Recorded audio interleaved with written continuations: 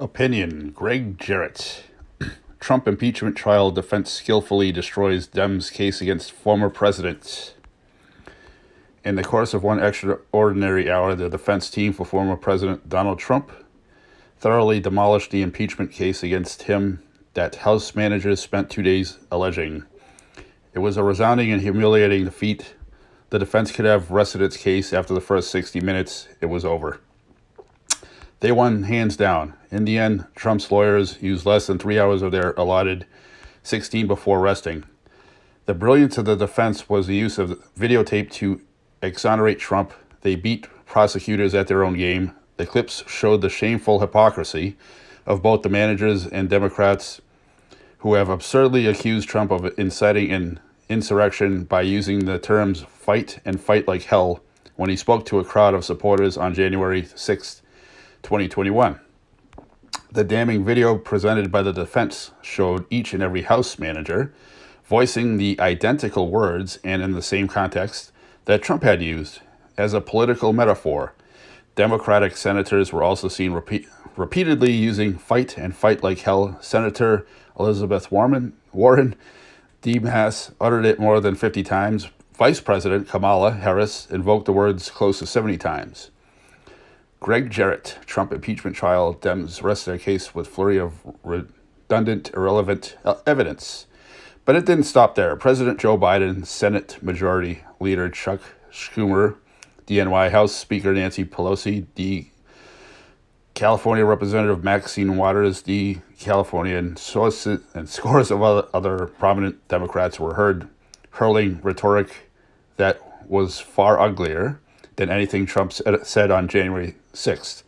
Some even wished aloud that they could punch Trump in the face. Biden envisioned beating him up. Wow. Talk about liberal hypocrisy. By their own twisted incitement standard, all those Democrats would be evicted from office. But as Trump lawyer David Schoen told senators at the conclusion of the video montage, "Don't worry, you didn't do anything wrong."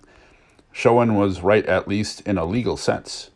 Another series of video clips showed Democrats seeming to tolerate, condone, and encourage the violence that consumed American cities late last summer. This was juxtaposed with the hideous scenes of the violence itself: assaults, battery, looting, vandalism, arson, and wholesale destruction of property. There were murders, too, but this was not shown.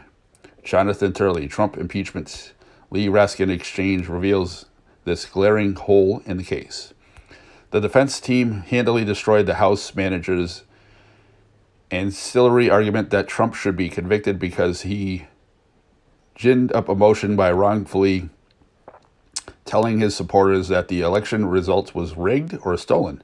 On the television screen, senators took a trip down memory lane as numerous Democrats, including Pelosi and former presidential nominee Hillary Clinton, claimed the same thing in the past election result they didn't like. Checkmate. The most devastating moment came when Schoen accused his counterparts of unconscionable dishonesty and duplicity. House managers manipulated evidence, deceptively edited videos, and falsely represented tweets, he declared. And then he proceeded to prove it with undeniable evidence. Armed with a collection of visuals, Schoen showed how an important tweet by Trump appeared to have been significantly altered and how numerous videos involving the former president had been cleverly doctored to transform exculpatory evidence into incriminating evidence. If this were a court of law, the prosecutors would be held in criminal contempt and tossed in the Husko. The centerpiece of Trump's defense rested on the actual words he used on the day of the riots. House managers deliberately concealed those words during the 2-day presentation of evidence. Once again, the video exposed their malice.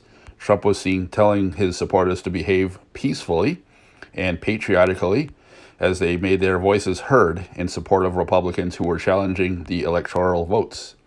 Never once did Trump encourage or advocate violence or destruction of property, as Democrats have persistently asserted.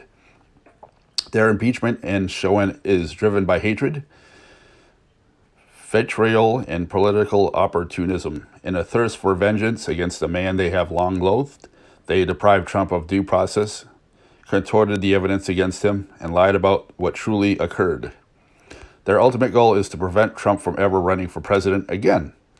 As defense attorney Michael Van der Veen reasoned, they want congressional control over which private citizen can run for office. They want to disqualify a political opponent. He condemned this as nothing more than constitutional cancel culture. He is absolutely correct. Click here to get the Fox News app, which I have. The defense readily acknowledged that the violence that took place at the Capitol building was despicable, but in their rush to judgment, Democrats plotted to exploit that tragedy for partisan gain. In the process, they attempted to strip Trump of his primary defense under the First Amendment. They sought to punish him by impeachment for exercising his right to free speech. Van der Veen put it best when he said, "This sham impeachment threatens political speech everywhere." And here's the credit. Gregg Jarrett is a Fox News legal analyst and commentator, and formerly worked as a defense attorney and adjunct law professor. He is the author of the #1 New York Times bestselling book, The Russian Hoax, The Illicit Scheme to Clear Hillary Clinton and Frame Donald Trump. His latest book is the New York Times bestseller, Witch Hunt, The Story of the Greatest Mass Delusion in American Political History. All right, if you like this video, give it a thumbs up, and I will have more in the future. Have a good day. Peace out.